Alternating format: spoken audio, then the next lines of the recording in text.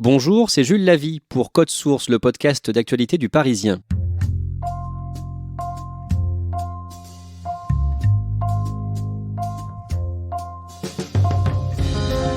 La loi et la morale sont deux choses bien différentes. Alexis Léveillé l'a appris brutalement. Sa vie a basculé le 25 mars 2015. Ce jour-là, sa belle-mère a tué son père à coups de couteau dans le pavillon de Charente-Maritime où le couple vivait. Plus tard, la belle-mère est déclarée pénalement irresponsable, c'est-à-dire qu'en raison de son état mental, elle n'est pas jugée et du coup, officiellement, elle n'est pas coupable du meurtre. Résultat, c'est elle qui a touché tout l'héritage, le patrimoine conséquent que son mari lui avait légué. L'histoire est racontée par Bartholomé Simon, reporter au Parisien. Ensuite, Alexis Léveillé lui-même va nous retracer son combat judiciaire depuis ce drame.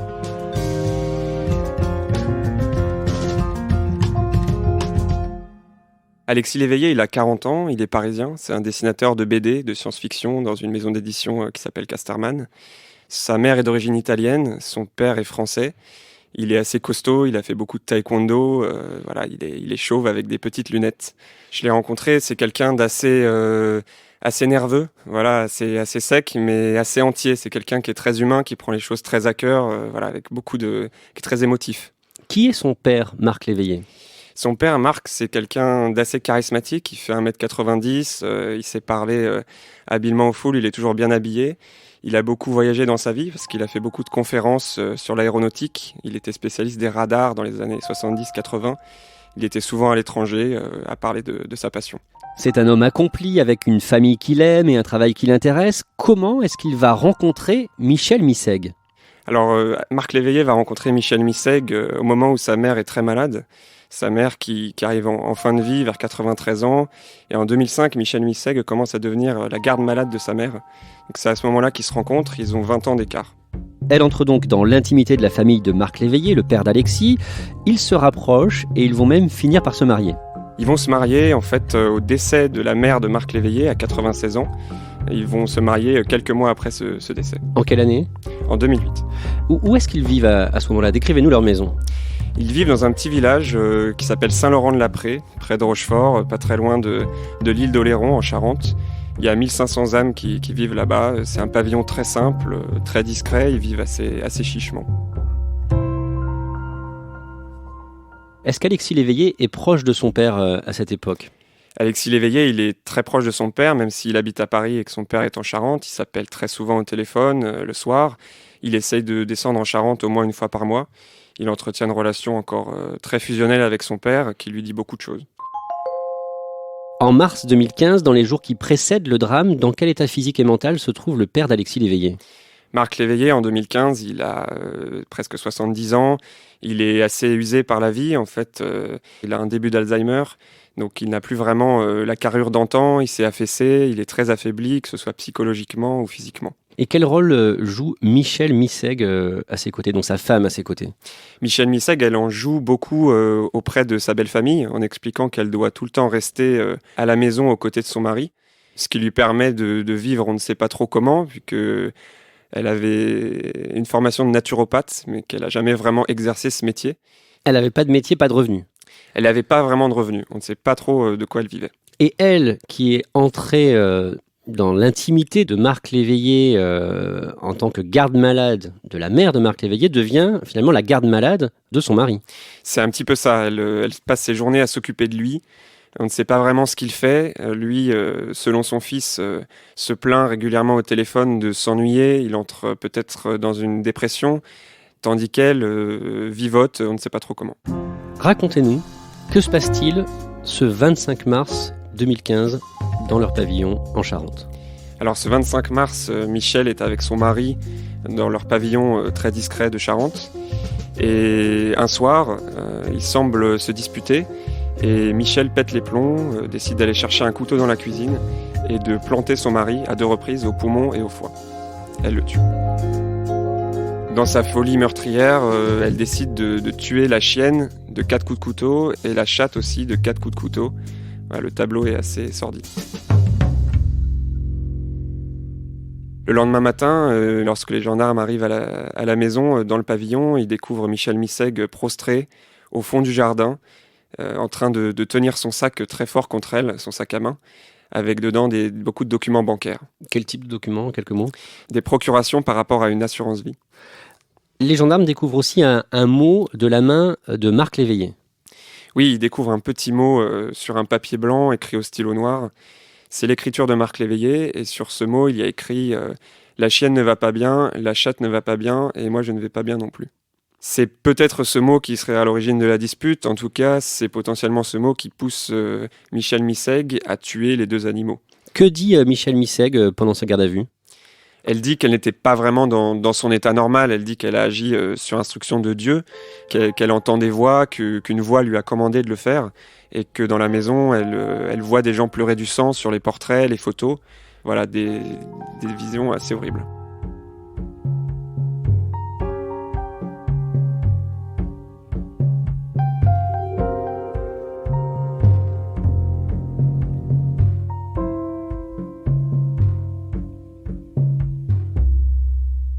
En juin 2017, la chambre de l'instruction de la cour d'appel de Poitiers étudie ce dossier. Qu'est-ce qu'on apprend à ce moment-là sur le passé de Michel Missègue? On apprend que Michel Missègue a un lourd passif psychiatrique, qu'elle a séjourné 6 fois en hôpital psychiatrique entre 75 et 96, et qu'elle a connu une enfance très difficile dans un milieu rural où elle était battue. Elle a fait une tentative de suicide à 12 ans, donc voilà, elle n'en est pas sa première hospitalisation. Que disent les experts psychiatres à ce moment-là? À ce moment-là, tous les experts psychiatres s'accordent à dire qu'elle souffre de schizophrénie paranoïaque et de psychose chronique. La décision de justice est rendue le mardi 20 juin 2017. Que décident les magistrats? Les magistrats constatent que son discernement était aboli au moment du meurtre et ils la considèrent comme irresponsable pénalement. Que devient Michel Missègue du coup? Michel Missègue, qui était en détention provisoire depuis 1 an et demi, est envoyé tout de suite en hôpital psychiatrique à La Rochelle où elle est toujours. Comment Alexis Léveillé encaisse cette décision? Donc elle est pénalement irresponsable du meurtre de son père. Alexis Léveillé, il est très choqué, il ne comprend pas. Pour lui, cette dame méritait d'aller en prison, d'autant qu'il commence à comprendre qu'il y a peut-être quelque chose de louche qui se cache derrière tout ça et que son discernement n'était pas forcément totalement aboli. Pour Alexis Léveillé, ce drame va être suivi d'une très mauvaise surprise. Alexis Léveillé, il entretient une relation très fusionnelle avec son père, qu'il a vraiment longtemps au téléphone tous les soirs. Et il tombe des nues quand il apprend que son père a signé un document qu'il lui avait caché, une déclaration de donation au dernier vivant, qui permet en fait à sa femme d'hériter de la totalité de ses biens, une fois mariée en 2008. Donc, Michel Missègue, déclaré pénalement irresponsable, qui ne sera jamais jugé pour le meurtre de Marc Léveillé, hérite. Elle hérite de la totalité des biens, selon cette déclaration de donation, et Alexis n'a droit à aucun héritage. Comment est-ce que c'est possible?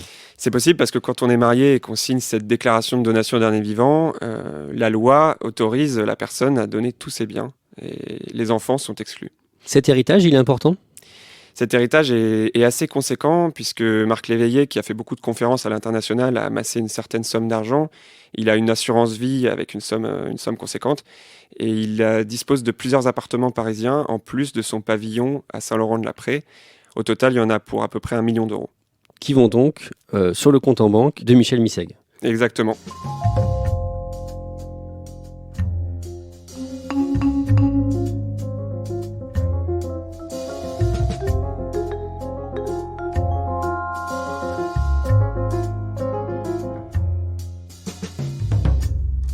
Pour Alexis Léveillé, donc le fils de la victime, c'est le début d'un combat judiciaire. Quelle démarche il entreprend? Alexis Léveillé, il décide de pas se laisser faire. Donc il décide de déposer un recours en ingratitude auprès du tribunal de grande instance de La Rochelle. Un recours qui doit interdire à Michel Missègue d'hériter de son mari. Qu'est-ce que c'est cette procédure, un recours en ingratitude? La justice peut en fait déclarer ingrat quelqu'un qui est censé hériter d'une somme. Et déclarer ingrat celui qui attente à la vie ou qui tue son donateur. Elle peut le faire. Elle peut le faire. Que décide le tribunal de grande instance de La Rochelle? Sauf que le tribunal de grande instance de La Rochelle, lui, décide du droit, il applique le droit stricto sensu. Donc le tribunal de grande instance de La Rochelle constate que Michel Missègue n'est pas coupable d'homicide volontaire. Donc elle n'a pas tenté volontairement de tuer son mari. Parce qu'elle est pénalement irresponsable. Parce qu'elle est pénalement irresponsable. Donc elle a tout à fait le droit de toucher l'héritage. Le tribunal décide donc de débouter Alexis de sa demande et le condamne même à payer 2400 € de frais de justice à Michel Missègue, donc à l'assassin de son père. Quelle est la réaction d'Alexis Léveillé à ce moment-là ? Alexis Léveillé, il est très choqué, et il ne comprend pas que l'assassin de son père puisse hériter de la totalité de ses biens et que lui ne puisse rien toucher. Pour lui, c'est une question de morale. Et en plus, donc, il est condamné à payer les frais de justice de celle qui a tué son père. Non seulement il ne touche pas d'héritage, mais en plus il paye l'assassin.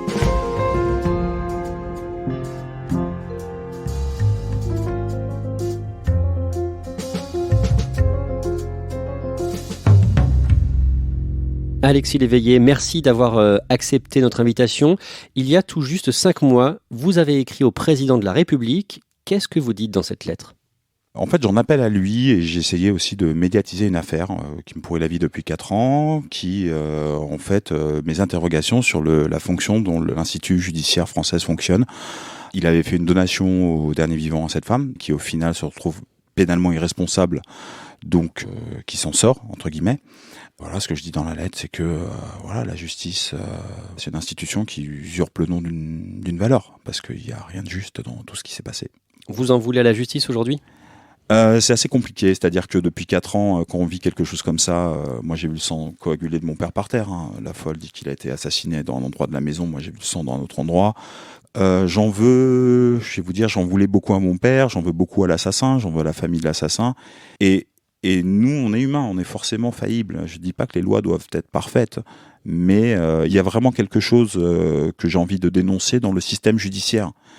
La Fontaine disait que vous soyez puissant ou misérable, les juges des cours vous feront noir ou blanc. Mon père était ni puissant ni misérable, il n'a rien eu. C'est un mort pour rien presque. Votre père a fait une donation au dernier vivant pour sa femme, Michel Missègue. Est-ce que vous lui en voulez d'avoir fait ça ? Moi, je lui en veux surtout de ne pas avoir été transparent. C'est-à-dire que dans cette histoire, moi, mon père s'est marié sans le dire. Je lui en veux parce que quand j'ai fait une éloge funèbre, j'ai parlé du meilleur papa du monde, j'ai toujours été très présent pour mon père. Pour moi, il a un peu cassé ce lien qu'on avait. J'essaie de m'en rappeler comme l'homme qu'il était avant. Et votre père, vous l'aimiez beaucoup ? Ah ouais, je suis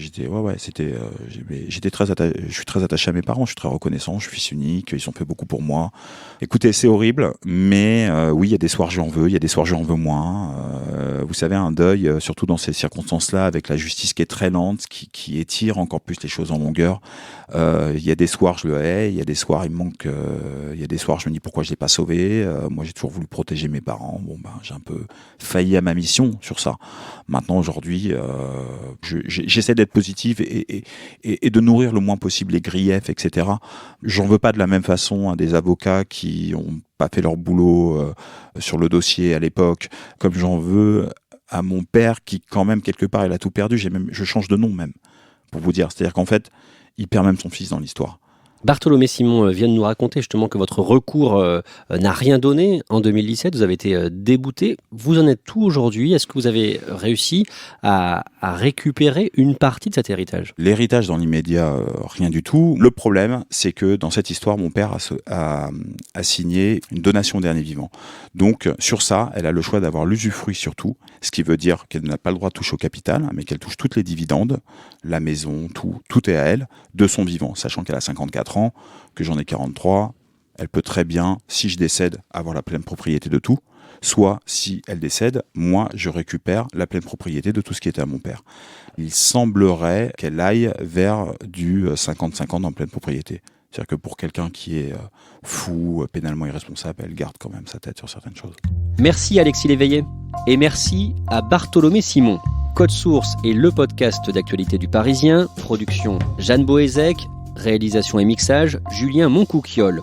Si vous aimez Code Source, vous pouvez le dire sur Apple Podcast, notamment avec des petites étoiles. N'oubliez pas de vous abonner gratuitement. Nous sommes disponibles également sur Spotify, Deezer et Magellan. N'hésitez pas à nous écrire codesource@leparisien.fr.